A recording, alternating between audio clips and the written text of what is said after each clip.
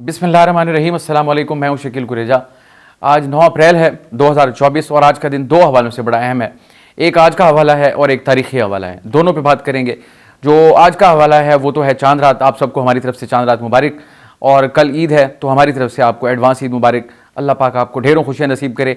इस तरह की बहुत सारी ईदें आपके नसीब में आएँ और खुश रहें, खुश रखें। छोटी ईद है, बड़ी खुशी है।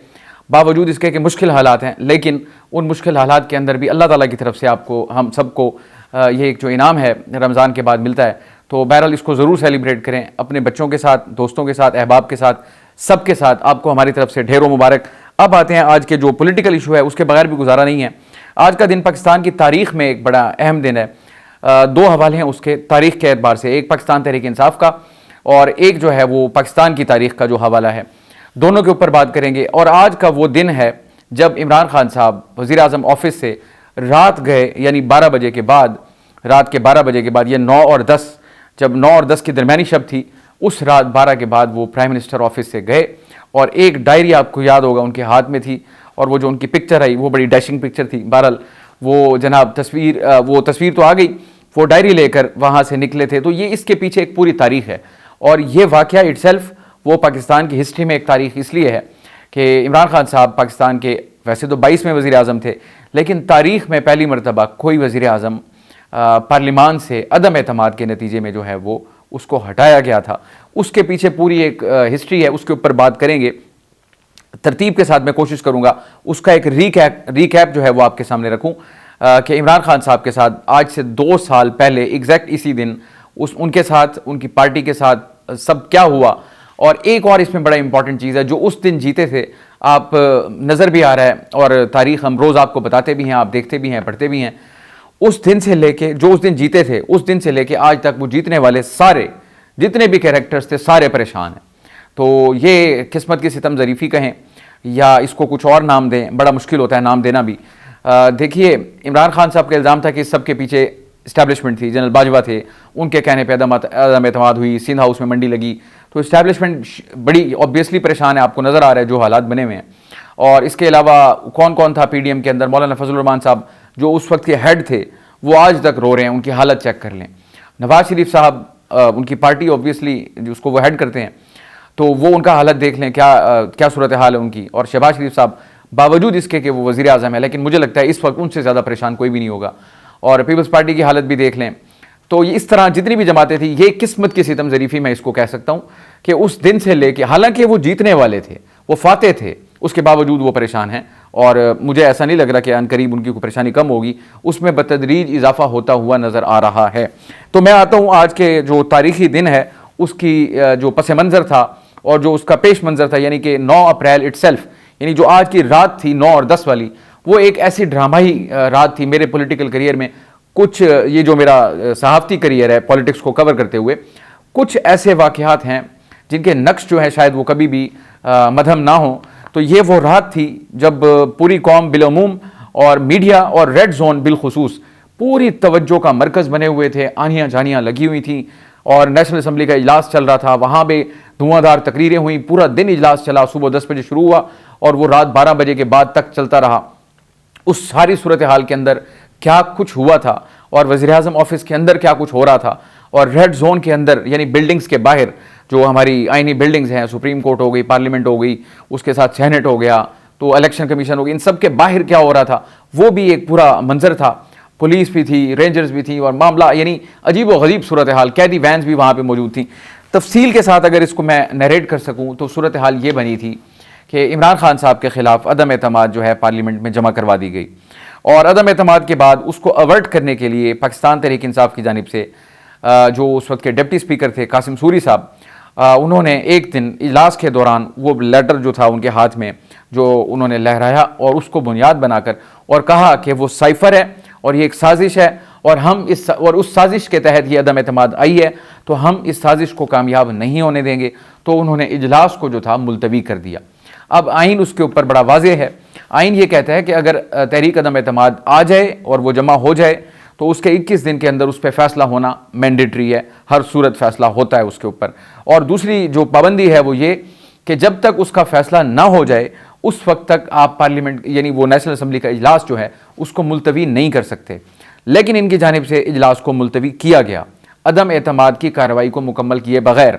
जब इनका इजलास इन्होंने मुलतवी कर दिया तो ये लामहला ये इसको कहते हैं ना, ये ऑब्वियस था कि अब मामला सुप्रीम कोर्ट जाएगा। फिर मामला सुप्रीम कोर्ट चला भी गया। इस दौरान जब सुप्रीम कोर्ट गया उससे पहले पहले इमरान खान साहब, चूंकि उस वक्त तक तो वज़ीर आज़म थे, और इमरान खान साहब ने एडवाइस भेज दी प्रेसिडेंट आरिफ अलवी को कि वो असम्बलियों को तहलील कर दें। तो प्रेसिडेंट साहब ने उनकी एडवाइस पर अमल दरामद करते हुए असम्बलियों को तहलील भी कर दिया।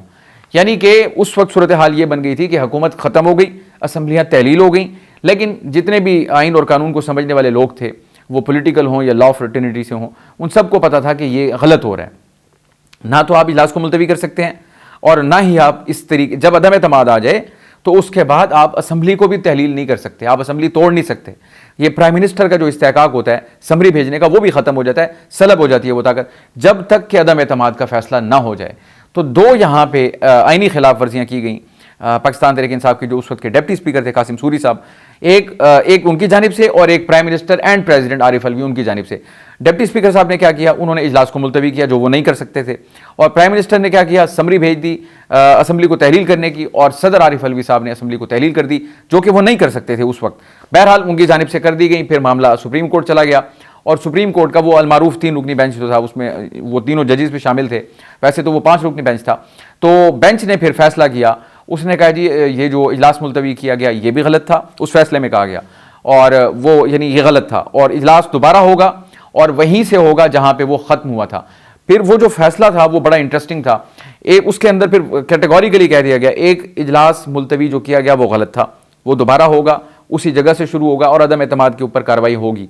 दूसरा, जो असम्बलियों की तहलील की गई वो भी आइन की खिलाफ वर्जी थी, वो गलत की गई और असम्बलियाँ दोबारा बहाल हो गई, असम्बली दोबारा बहाल हो गई, यानी सुप्रीम कोर्ट ने असम्बली को भी बहाल कर दिया।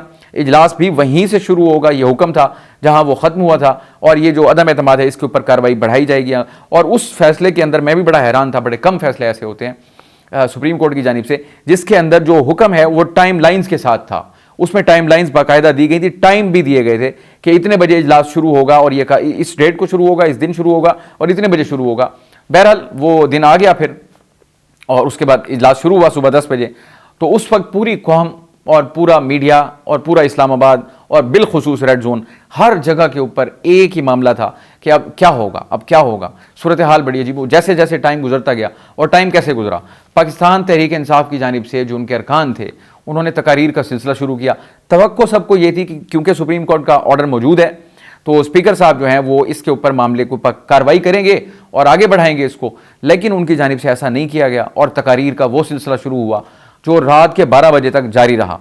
अब 12 बजे जो थी वो डेडलाइन थी, रात को 12 बजे, क्योंकि वो डेट चेंज होनी थी। मैं उसके ऊपर आता हूँ। उस वक्त तक ये जो बीच में 8-10 घंटे का जो वक्फा था, उस दौरान पीटीआई की जानिब से लंबी लंबी तकरीरें की गई बहुत ज़्यादा, और इसमें बतौर सहाफ़ी हम बोर भी हो रहे थे क्योंकि तकरीरों का कोई ख़ास सर पैर नहीं था और आप कितनी सुन सकते हैं, क्योंकि असल मुद्दे की तरफ जिसका सबको इंतज़ार है, जो सुप्रीम कोर्ट का ऑर्डर है कि आप उस पर कार्रवाई को आगे कैसे बढ़ाएंगे, कार्रवाई क्या होगी, क्या इमरान खान साहब वज़ीर आज़म रहेंगे नहीं रहेंगे, अदम एतमाद कामयाब होगी नाकाम होगी, या क्या मामला बनेगा, तो सबकी तवज्जो उधर थी। तो तकरीरें उस वक्त बेमानी हो गई थी।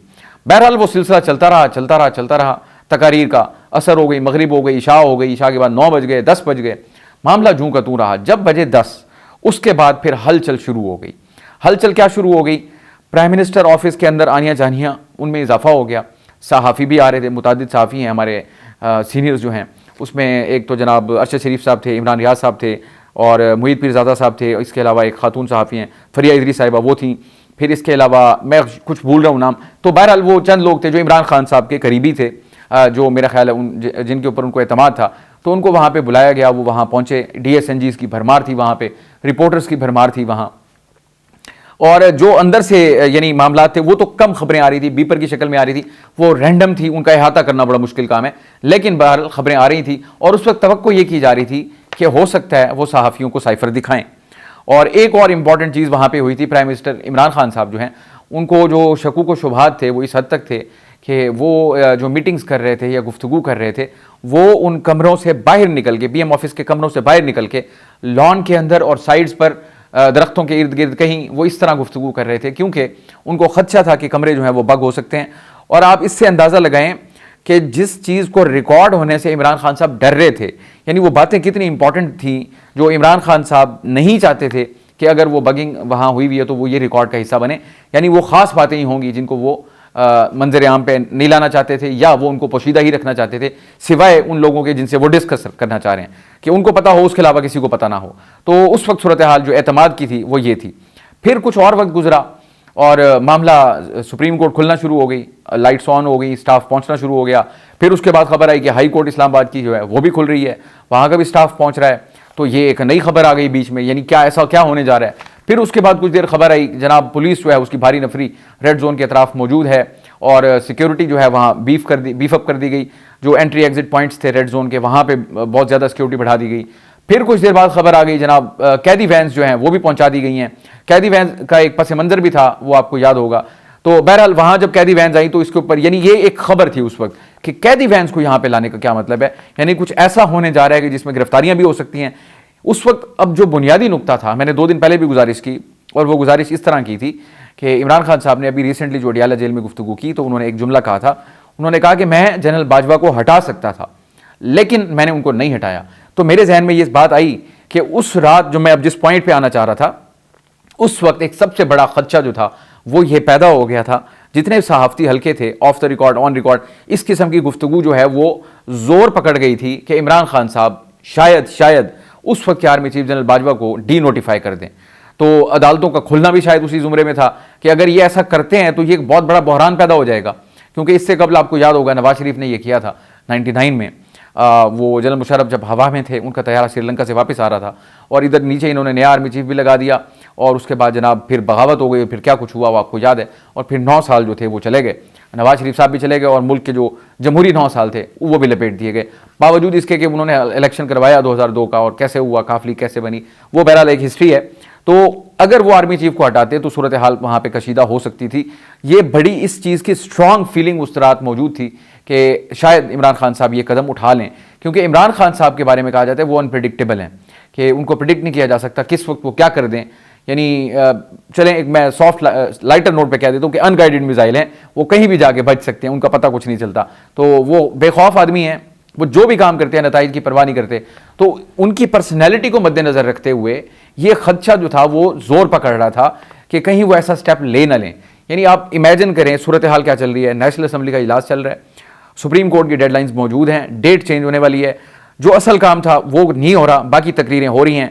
अब वहाँ चूंकि असल काम नहीं हो रहा, सुप्रीम कोर्ट भी खुल गई, हाई कोर्ट भी खुल गई और प्राइम मिनिस्टर ऑफिस में सहाफ़ी भी पहुँच गए। खदशा पैदा हुआ कि शायद वो साइफर दिखाएंगे, तो वहाँ पे कमरों से भी बाहर आके बात कर रहे हैं, इधर उधर। शहबाज गिल साहब उस वक्त जो है एक्सटेंसिवली रिपोर्ट कर रहे थे, वो भी प्राइम मिनिस्टर ऑफिस में मौजूद थे। वो पल पल की रिपोर्ट अंदर भी दे रहे थे जो बाहर हो रहा है, और जो कुछ अंदर हो रहा था उसकी कहीं ना कहीं वो बाहर भी खबर दे रहे थे।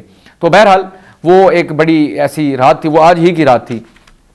फिर ऐसा हुआ कि असद कैसर साहब जो उस वक्त के स्पीकर थे वो ईवान के अंदर आए, उन्होंने कोई गुफ्तगू शनीद की और गुफ्तगू शनीद के बाद फिर दोबारा वो प्राइम मिनिस्टर ऑफिस गए। अब वो बड़ा क्रिटिकल था क्योंकि मीडिया का कैमरे मुख्तलिफ जगहों पे लगे हुए थे। असद कैसर साहब वाला जो मामला, यानी प्राइम मिनिस्टर ऑफिस के ऊपर तो लगे हुए थे कैमरे कि कौन आ रहा है, कौन जा रहा है और क्या। बाकी आप गैस वर्क करते हैं कि अगर ये बंदा जा रहा है तो कोई इस किस्म की बात होगी या वो आके बताएगा, तो खबरें आ रही थी। असद कैसर साहब अंदर गए, काफ़ी देर रहे और इम्कान था कि वो कोई बड़ा ब्रेक थ्रू लेके बाहर आएंगे। वो प्राइम मिनिस्टर ऑफिस से गाड़ी उनकी निकली जब वापस, तो फिर मीडिया का पूरा फोकस इस पर चला गया कि अब वो अंदर से बड़ा पैगाम लेके आ रहे हैं और कुछ होगा।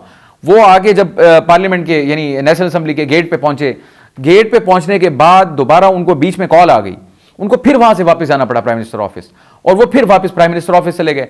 फिर थोड़ा और पैदा हो गया कि इतनी इससे ज्यादा अहम बात, एक तो वो पैगाम लेके आए थे, शायद वो अनाउंस करें ये तवक्को थी, लेकिन उससे पहले कि वो कोई बात करते उनको दोबारा प्राइम मिनिस्टर ऑफिस जाना पड़ गया और वो चले गए वापस। फिर दोबारा वो कुछ देर के बाद नमूदार हुए, लेकिन ये सारा कुछ 12 बजने से पहले हो रहा है, लेकिन 12 बजे के करीब करीब। और बिल आखिर फिर वो जनाब आए असेंबली के अंदर और स्पीकर की जो कुर्सी थी वो उन्होंने संभाली, और स्पीकर की कुर्सी संभालने के बाद जो सुप्रीम कोर्ट का ऑर्डर था उस पर तो उन्होंने अमल दरामद नहीं किया। अमल दरामद से मुराद कि वो जो अदम एतमाद की कार्रवाई थी उसको आगे बढ़ाते, उस पर उन्होंने काम नहीं किया। और चूंकि अब टाइम बिल्कुल करीब था तो उन्होंने अयाज सादिक साहब जो कि साबिक स्पीकर हैं उनको दावत दी। उन्होंने कहा जी मैं, फिर भी उन्होंने वही साइफर की बुनियाद बनाकर उन्होंने कहा जी मैं इसके ऊपर कार्रवाई आगे नहीं बढ़ाऊंगा। मैं यानी उनके नज़दीक शायद वो आइन की खिलाफ वर्जी थी या मुल्क के खिलाफ यानी गद्दारी थी या बगावत थी कि यानी एक साजिश के तहत हम ये कार्रवाई को, जो साजिश जिसको वो कह रहे थे, पेपर लेटर जो था साइफर मुबैना, तो उन्होंने कहा जी मैं कार्रवाई को आगे नहीं बढ़ाऊंगा और मैं स्पीकर साहब यानी साबिक स्पीकर जो हैं जनाब सरदार अयाज सादिक साहब, उनको दावत देता हूँ कि वो आएँ और चेयर संभालें और कार्रवाई को आगे बढ़ाएं। बहरहाल जी अयाज सादिक साहब आ गए, स्पीकर साहब उठ के वहाँ से चले गए। तो यहाँ पे गेम जो थी ख़त्म हो गई थी, दी एंड या फुल स्टॉप आप कह लें, यहाँ पे हो गया था, क्योंकि असद कैसर साहब का स्पीकर की कुर्सी उनको दे के जाना, it was precisely A surrender कि बेशक उन्होंने कार्रवाई आगे नहीं बढ़ाई, लेकिन रिजल्ट नविश्ता दीवार था जिसकी वजह से उन्होंने कार्रवाई नहीं कराई थी। अगर वो कार्रवाई कराते तो उनको पता था कि हम शिकस्त से दो चार होंगे, लिहाजा वो कार्रवाई अपने तय करने की बजाय उन्होंने उन्हीं के कोर्ट में डाल दी कि आप आएँ और ये कार्रवाई को आगे बढ़ाएं। दरमियान में ही जब स्पीकर साहब आके यानी सरदार अयाज सादिक आके बैठ गए, कार्रवाई का आगाज़ हुआ, तो उसी दौरान 12 भी बजे थे, मुझे आज भी याद है, क्योंकि उस वक्त तो सबकी नींदें उड़ी हुई थी, तारीख रकम हो रही थी मुल्क के अंदर। एक अदम एतमाद के जरिए मुल्क का पहला वज़ीर आज़म अगर कोई था जो गया फारिग हुआ तो वो जनाब इमरान खान साहब थे। फिर उन्होंने कार्रवाई को आगे बढ़ाया, क्योंकि डेट जब चेंज होती है रात को 12 बजे, तो फिर कागजी कार्रवाई जो है उसकी भी डेट चेंज होती है, क्योंकि वो अगले दिन में शुमार होती है। तो ये 9 और 10 की रात थी जब इमरान खान साहब को ये सब कुछ मालूम हो गया कि नाउ पार्टी इज़ ओवर, तो फिर उसके बाद सहाफ़ी भी जो थे वो एक एक करके वहाँ से जाना शुरू हो गए और अंदर से खबरें आना कम हो गई, क्योंकि अंदर तो कम व बेश वो बिल्कुल साइलेंस हो गई थी। तो इमरान खान साहब के वो कुछ अल्फाज भी थे वहाँ पे, देखना कोई रह तो नहीं गया जो जिसने मेरी मुखालफत ना की हो या वगैरह वगैरह, इस तरह की बात भी थी। फिर बिल आखिर इमरान खान साहब ने भी हथियार डाल दिए, और वो खदशा जो उनसे था उस वक्त कि शायद वो एक्सट्रीम स्टेप ले लें, उस वक्त के आर्मी चीफ को डीनोटिफाई करने वाला, तो उन्होंने उससे एतराज़ किया और वो नहीं किया काम, और अपनी डायरी ली और डायरी लेकर वो वहाँ से रुखसत हो गए। वो दिन था। फिर उनके अपने अल्फाज थे बाद में जो उन्होंने कहा कि मैं अब जाऊँगा वहाँ बनी गाला, उनके जहन में ये था मैं जाऊँगा, माजी में जो कुछ जिस वज़ीर आज़म के साथ होता रहा मेरे साथ भी वही होगा। लेकिन ये टर्निंग पॉइंट था इमरान खान की ज़िंदगी का, पॉलिटिकल लाइफ का बिलखुसूस, और पाकिस्तान की पॉलिटिकल हिस्ट्री का भी शायद टर्निंग पॉइंट था कि जो इमरान खान साहब घर पहुँचे हैं, टीवी लगाया है, उस वक्त जनाब देखा है तो कौम बाहर निकल आई। लाहौर, कराची, मुल्तान, पेशावर, बहावलपुर, सब जगह जितने बड़े शहर थे, इवन इस्लामाबाद, पिंडी, सब जगह के ऊपर पाकिस्तान तहरीक इंसाफ के लोग बाहर निकले, झंडे हाथों में थे, और उन्होंने एहतजाज शुरू कर दिया। इमरान खान साहब को वज़ारत उज़्मा से तो जान छूटी उनकी, लेकिन उनको पॉलिटिकली एक नई ज़िंदगी मिल गई और नई इनिंग्स का उन्होंने आगाज़ किया। उसको आज 2 साल पूरे हुए हैं। इस दौरान क्या कुछ हुआ है उसके ऊपर ऐसे 10 व्लॉग हो सकते हैं। बहुत सारे अनप्रेसिडेंटेड काम हुए इमरान खान साहब की इस इनिंग्स के दौरान। यानी वो कभी जेल नहीं गए थे, वो जेल गए और तवील जेल काटी, किसी को तवक्को नहीं थी कि वो जेल काटेंगे, लेकिन काट रहे हैं। साथ ही ये कह रहे हैं कि मैं बैठा रहूंगा, 7 साल बैठा रहूंगा, लेकिन मैं इनके साथ मुफाहमत नहीं करूंगा, मेरी लाश जा सकती है, मुफाहमत नहीं हो सकती। डटे हुए हैं, बिल्कुल कोई तवक्को नहीं कर सकता था। Of the record Noon league के, पीपल्स पार्टी के दीगर लोग, मैं अपना बता रहा हूं, कितने ही लोगों ने कहा है कि उसने हमें हैरान किया है, हम तवक्को नहीं करते थे कि वो बंदा जेल काट सकता है, लेकिन उसने कमाल बहादुरी से जेल काटी है और वो जेल काट भी रहे हैं। बुशरा बीबी को भी सजा हुई, मुकदमा जो भी जिस तरह चले। फिर इसके बाद देखें जो उनका बयानिया था, जब उन्होंने जंग के महाज को वो जिस लेवल पे ले गए वो भी कभी कोई नहीं लेके गया। 9 मई वाला वाक़या आपको याद होगा, ये सब कुछ कैसे हुआ। फिर उसके बाद फिर 8 फरवरी को उसके बाद जो कुछ हुआ, यानी एक हुकूमत जिनकी गई, उसके बाद उनकी हुकूमत, उनको उस अगले इलेक्शन में इस तरह का मैंडेट मिलना, वो भी तारीखी था। तो पार्टी तोड़ी गई, झंडा निशान सब कुछ ले लिया। तो बहरहाल ये 2 साल पहले का जो आज का दिन था, ये उसकी कुछ जो है वो झलकियाँ थी। वो मेरे जहन में आज भी नक्श हैं, क्योंकि वो रात हमने पूरी कवर की। फिर अगला दिन नई हुकूमत का था, नई हुकूमत आई। तो बहरहाल इमरान खान साहब की जो सियासी इनिंग्स है जारी है। तो उनका ये जो 9 अप्रैल का दिन है उनके लिए स्याह दिन है, और पाकिस्तान की तारीख में जो उसकी अहमियत है, अदम एतमाद के नतीजे में पहला वज़ीर आज़म फारिग हुआ। तो ये जो है मुझे लगता है हर साल इसके ऊपर बात इसी तरह होती रहा करेगी। ये एक और डे जो है वो पाकिस्तान की पॉलिटिकल हिस्ट्री में बन गया है। आने वाले दिनों में मज़ीद जो भी इससे रिलेटेड बातें होंगी इस पर बात करते रहेंगे। अपना फीडबैक हमें ज़रूर दीजिएगा। आप हमारे चैनल को सब्सक्राइब कर सकते हैं और अपना कमेंट जो है फीडबैक में शेयर कर सकते हैं। लाइक ज़रूर करें। आपसे कल मुलाकात होगी, इजाज़त दीजिए, अल्लाह हाफ़िज़।